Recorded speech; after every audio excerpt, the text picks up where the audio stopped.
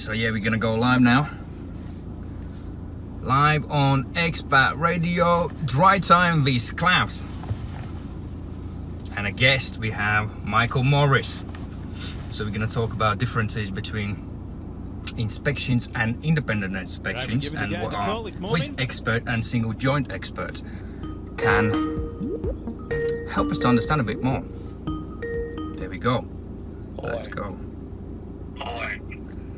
Morning. How are we? Morning. Welcome to Drive Time with Klaus. And Can you hear me okay this morning? sorry? Can you hear me okay? Yes, I can hear you well. Thank God for that. I was worried to death something wasn't working on this desk. I was going to launch it out the window this morning, but anyway. Yeah, because So we got our special guest, Mr. Michael Morris, this morning, have we? welcome, Michael. Good morning, gentlemen. Morning, how are you? I'm top of the world, thank you, and you? Very well, sir, very well. If you don't hear from me at some point during the show, it's because I've had to jump in a boat and bugger off because we're flooding out here. Yeah, I lost the connection. Yeah. Well, it's seriously bad. I mean, we've got floodwaters coming up to the edge of the land here, so if you're wondering where I am at some point, just you two carry on and don't worry about me. You should post some pictures out for the audience so we can see that. Yeah, like a scene out of Titanic. Nice. In a dinghy. Anyway, over to you two. I'm just going to put my feet on the desk here, hands behind my head, and have a lie down. Awesome. So yeah, today we have Michael Morris, and he's actually automotive engineer assessor, right? And we're gonna talk about a kind of bit brushed under the carpet subject where people only find out about something like that, what Michael actually does, only when there is a problem. And as we at the CarExamer, we do inspections, we're helping people to find a great car. Michael's job is to help people who had problems or disputes, or their car buyers or owners who had a dispute about the repairs, or their car has been involved in a fire, or they had they need some repair assessments done, car fleet surveys, or vehicle has been damaged and needs some assessment done, accident reconstruction, mechanical failures, mention about fire investigation, electrical failures, expert witnesses, conciliation and arbitration. That is kind of what Michael does, and he's kind of 21st century James Bond, right? And he also does a bit of forensic investigation as well, and so that would be quite cool to find out what is the big difference between just a box standard inspection, what will help people to clear off their mind before they're buying a car, and what actually Michael's job is when there is a problem. Michael, explain what is the sort of difference for us. What is that biggest difference? What people might not understand, probably not many, probably actually even heard about something like that. Well, basically, what you guys do is you go out and you look at vehicles, and you're trying to ascertain if there's any problem there, and predict any problems that could occur with that car because the parts are worn, or etc. I work in the area where I always deal where something's gone wrong. So if someone's bought a car from a dealer, 2 months down the line it goes, something serious happens to it, I get involved. Like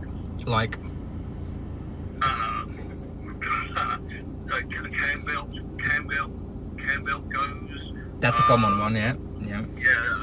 DSG type gearboxes, clutch fails, gearbox, anything really, any mechanical or electrical component that fails. And then if there's a dispute, and the dealer won't deal with it, then they employ our services. Other areas where we do quite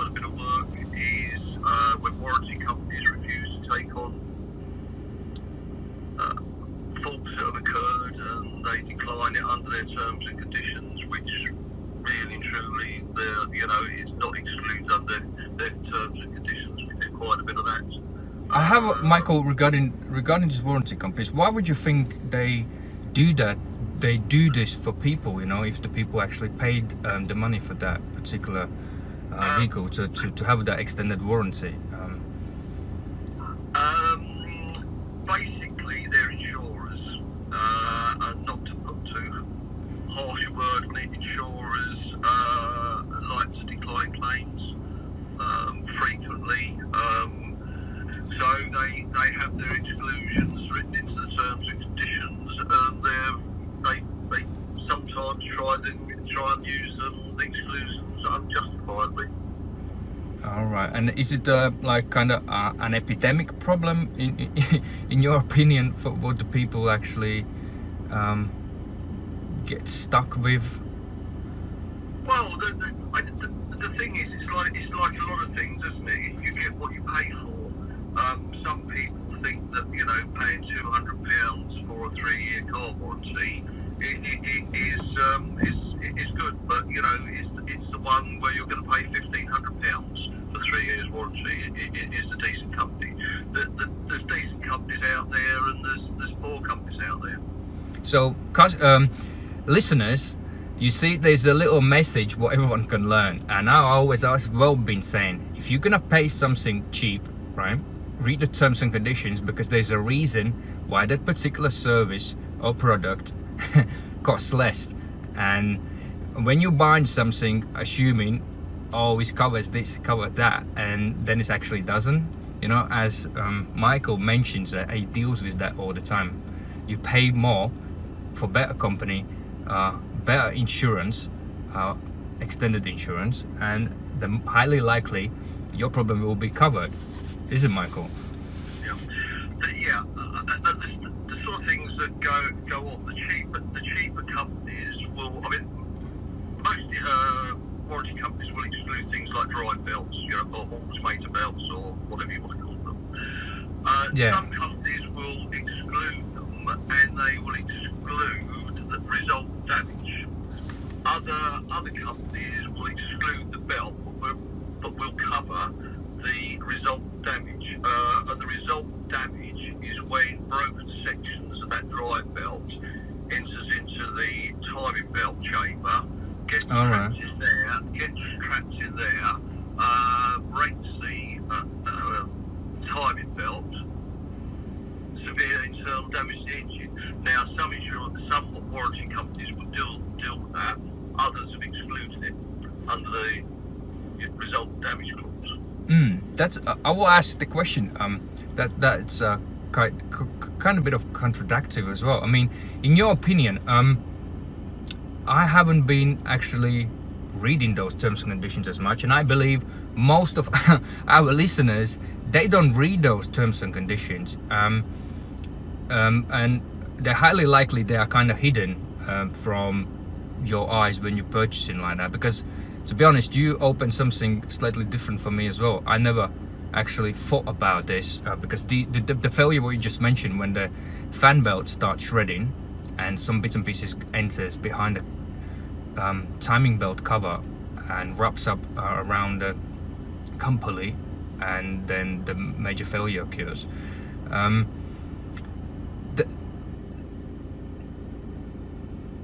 What I want to say is how people can actually find out about these kind of, because this is something hidden, but normal consumer would never know anything like that.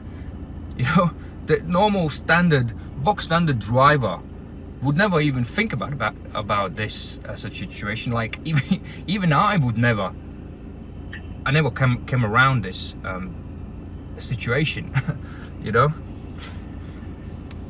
What would you what can you advise people when they actually taking something like this, the covers out extended to the warranties? What would be the pitfalls, pluses, minuses, what they should really kind of pay attention to?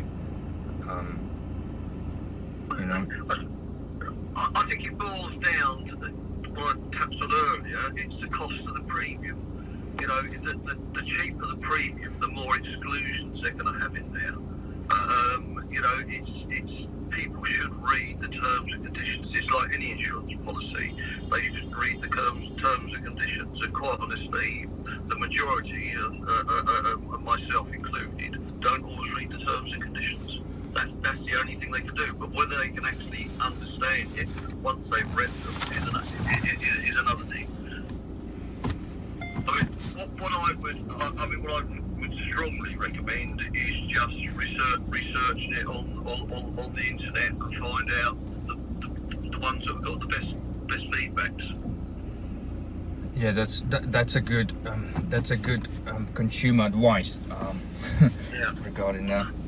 But I mean, I don't want to advertise for anybody, but I actually, when my car came out, its 3rd-year warranty earlier this year, I went to Motor Easy because I researched them all, and I found that they were the most professional company, not the cheapest, but the most professional. what was the name of the of that particular insurer? Motor Easy. Motor Easy. I never heard about them, but there's like bunch of them, like hundreds of them to choose from. Actually. Oh yeah. You know. But they.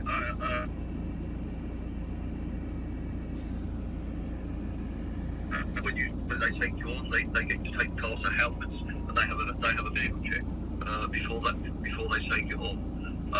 They monitor when your servicing's due, when your MOT is due, things like that. They're very, very professional. But still, I don't want to sell their product. That's not Yeah, obvious. I understand. But they're out there. I think, Dave, are we ready for the drive time music, or we still have minutes? Go to music now. Come on, go to music. Yeah, let's roll for the music. If you can play us something nice, Michael, maybe you have some wish list, or we'll leave it for Dave. Doris Day I've got. Highway to Sharabank. All right, we'll leave it for you to put it on. Yeah. All right, we'll be back after the short music. Michael? Yeah, I'm here. Yeah. So yeah, we kind of whizzed off the plan, you see. What I think you might want to do. Yeah. I looked at a vehicle, and I thought of you. I looked at a vehicle last week, and the guy bought it off the dealer, and the cam belt failed on the way home. Okay. Now, to me, you could have inspected that. You could have inspected that vehicle. Yeah. Yeah. Right. Whether you would actually unclip the can cover to have a look at the belt. I've no idea whether you go to that extent. But the dealer was saying it had been recently changed.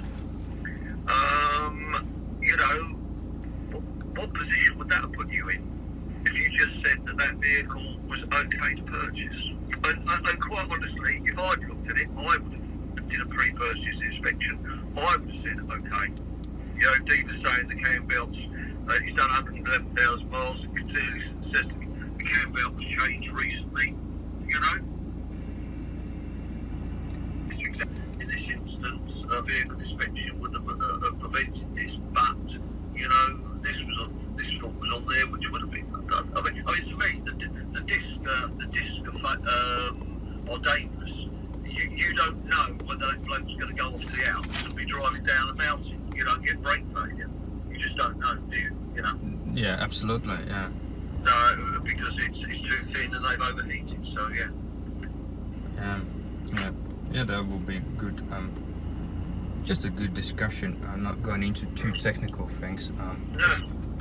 Because if you're gonna, hey, Hi. we are back. Yes. Okay. We're back on drive time with Michael and Dave. This morning is 10:20. 11:20 French time in France. So as we be talking about the difference between a standard inspection and automotive engineer assessor, what is the main kind of differences and what people should be aware of and what it actually involves. And I have a little story I want to say. A few weeks ago I went out to this Audi A3 and it was a nice car, black color, really lovely to drive. I found few things wrong, right? Like quite excessively worn front discs. The pads was alrightish, like 50% worn, and customer was happy. I checked, because on Audi you can actually see quickly the timing belt, and I can see it's been replaced recently, right? Not on every car you can do that, or not on every inspection, because it's not accessible. We don't remove things, right? It's more like a visual and making sense of what's going on with the vehicle. And what happened, and because we have Michael, who is an engineer assessor and who deals with specific investigations and represents companies like Home Office, Bentley and Mercedes in courts as well, regarding certain issues. If you have time, you might explain that. So he will clarify this, my issue. Is it, are we right or are we wrong? Basically what happened, the customer he phoned in, complained about the timing belt snapped, right after him driving for a couple of days or a week, I can't remember anymore, but it was yeah. And the situation was, obviously we inspected the vehicle. We said we put it down on the inspection report. We seen the documental evidence of the timing belt replacement. We could see that the timing belt has been replaced, as it's, you could see clearly the difference, and it happened. So obviously we explained this to the customer. Obviously still not happy about this. He goes back and forwards to the dealer and to us, and we believe we done everything faithfully as possible, because there's certain situations where inspection would not save anyone from certain breakdowns, which could be a result of some other internal or external sort of failures, which is not obvious. What is your view, Michael, on this, because you are the expert on those situations? You deal with them every single day for 35 years. Okay. What you do is only a picture of that vehicle that time. There's only certain things that you can physically test and perhaps electronically test. But Yeah. you're still going to get the situation where you don't know when things are going to fail. Last week, funny enough, you say Audi, this was a Volkswagen Polo. I had a case where a timing belt snapped, didn't snap, fell on the way home from the dealer. All right. My involvement is on the solicitors, because the dealer refuses to do anything about it. But basically, if you'd examine that vehicle, I don't feel that you would determine that belt was just about to fail. The dealer had said it had been changed a few thousand miles beforehand. Sure. When a timing belt, as you know, a timing belt's got pulleys, it rubs on the outside, so sometimes you can't can't really physically tell how new they are. But in this instance, the belt was still intact. If you looked at the teeth, they were fine, but it's stripped round the engine pulley, causing severe internal damage. A pre-purchase inspection would not have found that. So Unless you have a noise, right? Sorry? Unless you have a suspicious noise, which you mentioned. But you're not likely to on a fan belt, are you? On a cam belt. Yeah. Timing chain. They rattle. But one thing would have been a good thing had you done an inspection on this vehicle. The discs was dangerously worn. They were probably about 12 millimeters thinner. Yeah. Which could give you problems with braking give you brake pain. So in that, yes, you would not have, your car examiner would not have prevented that cam belt braking. You could not have predicted it, but you wouldn't have let it go out. You would have failed the dangerous brakes. Sure, because that's quite important in France. If you're going up and down the hills in Mont Blanc, you don't want to crash, you know, when you're going down a hill into another mountain or you don't have a vehicle, you know. Dave, did you had loss of brakes when you're going down a hill in France? It's what, sorry? Did you had loss of brakes when you're going down a hill Monday morning getting a milk? I've never had lots of brakes, have I? Yeah. I mean, I've not had to open the door and put my foot out and stop it. Put it that way. I've never had a brake failure. Yeah, I mean, I know Dave. You can drive without brakes. There's only handbrake. So, Michael, I have another question for you. Regarding what can you, because we're running out of time pretty shortly, but we will. If listeners, if you could drop us some questions regarding, we will get Michael probably on some other shows. What would you like to know?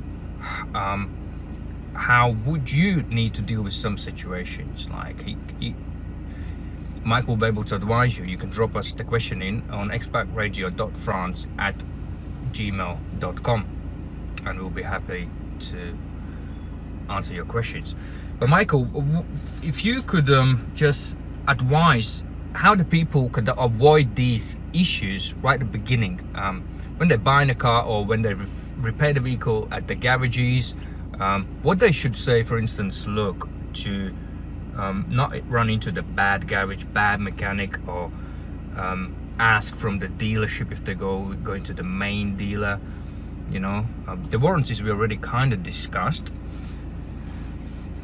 If you just give us briefly the pitfalls and a lesson for people to learn. Yeah, okay. If you're talking about buying second-hand cars, one thing that you could do before you actually entertain a vehicle is get on the DVLA website and check the MOT history. Yeah, good point. Yeah. Look for all the notifications and see if a vehicle's got continuous one. I mean, advisories, you know, you'll get an occasional advisory, but if a vehicle has got a list of advisories year after year, that's an indication that the vehicle, you know, has not been well maintained, would not entertain it. Always sort of check, make sure it's got a full service history. If the dealer's saying it's got a full service history, actually ask them to produce it, because we can and prove it to you, because we get so many that they advertise as full service history, and they haven't got them. Yeah.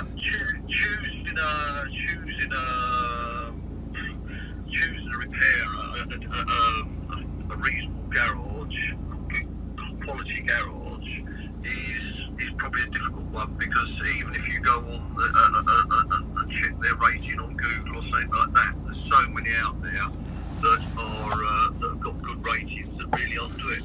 I would say to try and pick the repairer that specialises in the particular market that you've purchased. I like this advice.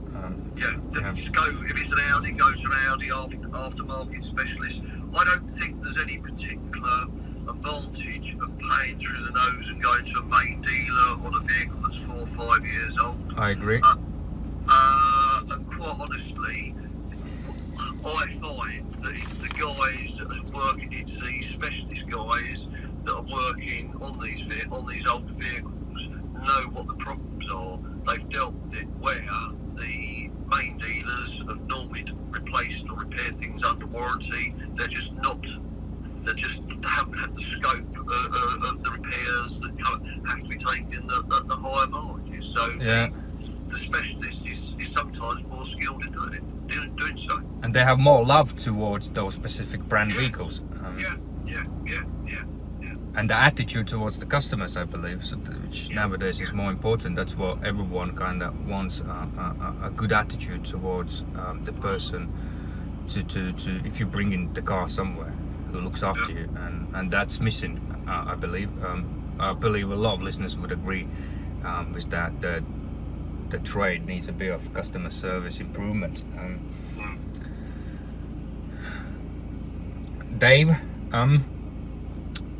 I will have to hang the show over back to you. I think I have to thank Michael for today. I have to thank listeners for tuning in, and we're waiting for those questions and emails. Yeah, if you want to send an email into the show, then you can send it on expatradio.evar@gmail.com. Anything regarding vehicles, or questions about going out, getting an examiner to go out and check a vehicle, if you're taking it into a garage, what to look for the pitfalls and all that kind of carry on. Then obviously put it for the attention of Clabs, and then when Michael's coming back on the show again in the future, in a few weeks' time, we can get him back on and we can read the questions out. I was going to say, over there, in fact, there's a brand new little Fiat. Remember the little old bubble cars that used to be out? Remember those? Yeah, well, the sort of Isetas. Yeah. Well, they brought out the brand. Well, it's a tiny little Fiat, isn't it? It's I can't remember the name of it, but it's obviously, you know what it is. But I've fallen in love with them. They're a leather trim inside, and obviously, I mean, I'm 6 foot. I mean, I'd never get in the thing. I'd have to fold it out to get in it. They're absolutely stunning little motors, and but they're just lovely and simple inside, but classy. And I don't know what's the reliability on something like that. Are they a good car to buy? Michael, I have to leave it to you because I'm not. Honestly, I haven't got any knowledge of them, I'm afraid. So no. If I had a picture, what's the model called? Well, it's just like the little bubble car from years ago. Well, you mean Fiat 500 you're talking about? Could be, yeah. It could be. I'm not sure which. I think that's what you're talking about. It's just a classic Fiat one, and then they remodified, and there's the new versions of Fiat 500. I can't recall any other bubble cars of Fiat. But I love them. Absolutely love them. I've been seeing them. There's a lot knocking about over here in France now, and obviously they're dead economic. It must do about 400 miles to the gallon or something like that. They're dead economical, are they? The two-door one, yeah. Yeah, well, there's only two. You couldn't get any more people in. I mean, golden buddy. I mean, if there's 4 in it, it'd be like the car would be screaming. I mean, I don't know if you obviously could get 4 people in, but you don't want big blokes in it.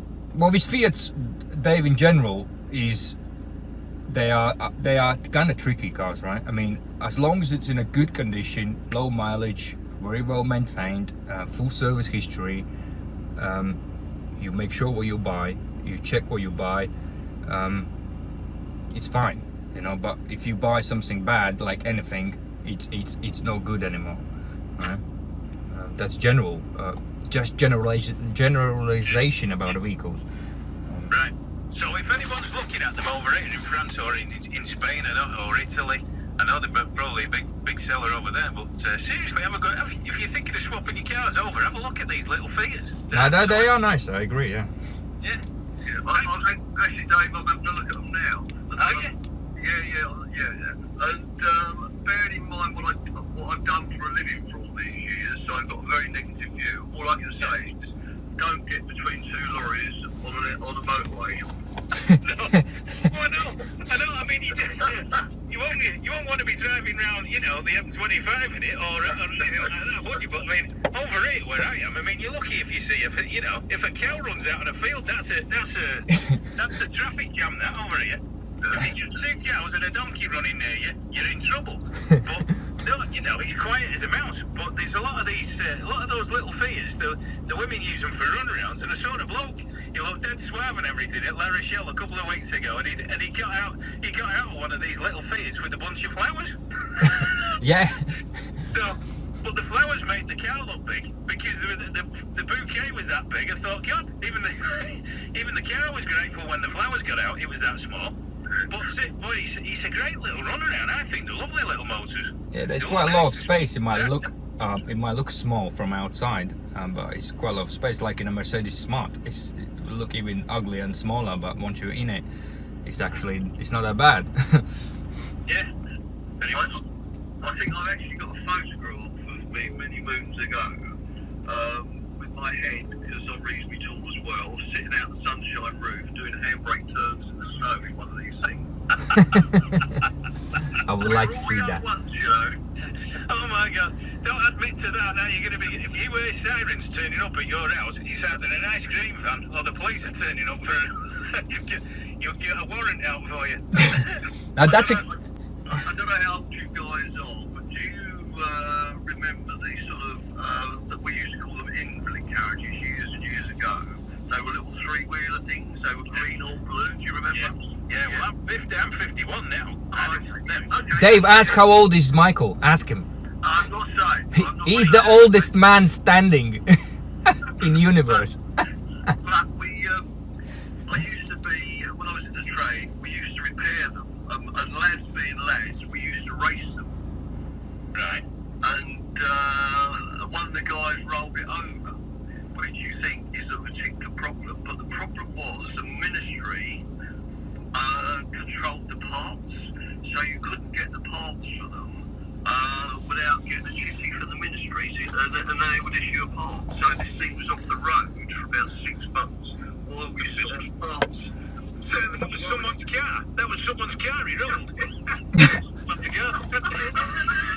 That's the craziest thing I heard. They were all the same, weren't they?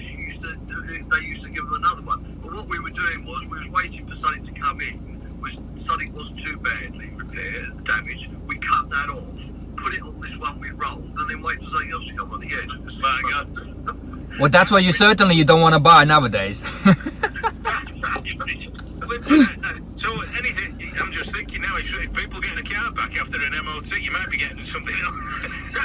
You might be getting something else off somebody else's car on yours. Yeah, because Michael welded something on. Yeah. We're doing with the Bentley badge on the front of this. Yeah. Got a Ford Focus, what's that on there for? It'll put money on it for you. The value just gone up through the roof, trust me. Anyway, right boys, we're running out of time, so yeah, it's been a pleasure having you on, mate, and anytime you want to come back on, you're more than welcome. Yeah, thank you, Michael. It was a great show. Thanks, guys. Cheers. Bye. Yeah, thanks, All right, Dave. boys. Thanks, listeners. Cheers now. Adios, have a great week. Have a great week. See you Thursday. And join Clavs back on Thursday as well.